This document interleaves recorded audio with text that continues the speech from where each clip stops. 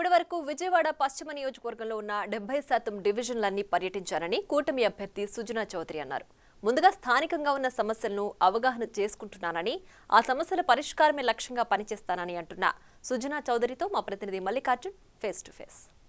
విజయవాడ పశ్చిమ నియోజకవర్గంలో కూడా కూటమి అభ్యర్థి సుజనా చౌదరి ప్రచారం జోరు పెంచారు. ఉదయం నుంచి సాయంత్రం వరకు కూడా పశ్చిమ నియోజకవర్గంలో తిరుగుతూ పర్యటన కొనసాగిస్తా ఉన్నారు. ప్రస్తుతం మన అభ్యర్థితో ఉన్నా ఇంకా మాట్లాడుతున్నాం. సార్, ప్రచారం ఎలా సాగుతూ ఉంది సార్? ప్రచారం చాలా బాగా సాగుతూ ఉంది. ప్రచారం కంటే ముఖ్యంగా అన్ని డివిజన్లు అవగాహన చేసుకుంటూ ఉన్నాం మనం.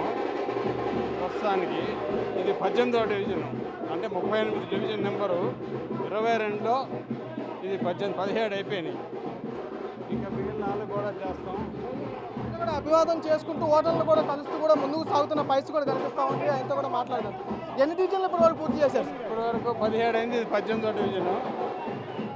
కాబట్టి ఇక్కడ సమస్యలు మాత్రం ఘోరంగా ఉన్నాయి. ఇక్కడ ప్రజలు దుర్భర పరిస్థితుల్లో నివసిస్తున్నారు.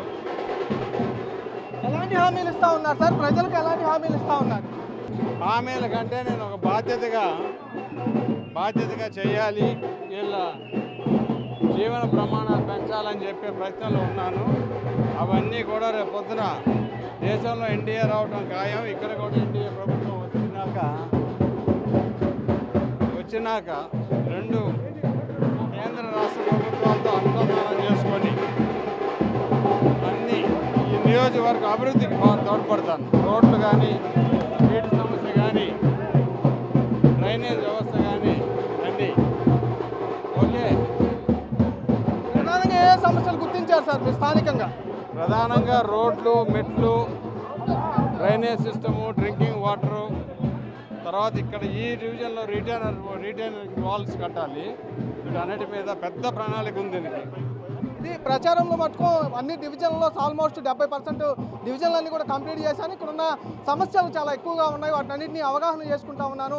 కంపల్సరీగా నేను ఎన్డీఏ కూటమి అధికారంలోకి వస్తుంది, ఆ సమస్యలన్నీ సాల్వ్ చేసేందుకు కృషి చేస్తానంటూ కూడా ఎన్డీఏ అభ్యర్థి సుజనా చౌదరి మన చదువుతున్న పరిస్థితి అయితే కనిపిస్తాను. కెమెరామెన్ సురేష్తో మల్లికార్జున, బిగ్ టీవీ, విజయవాడ పశ్చిమ నుంచి.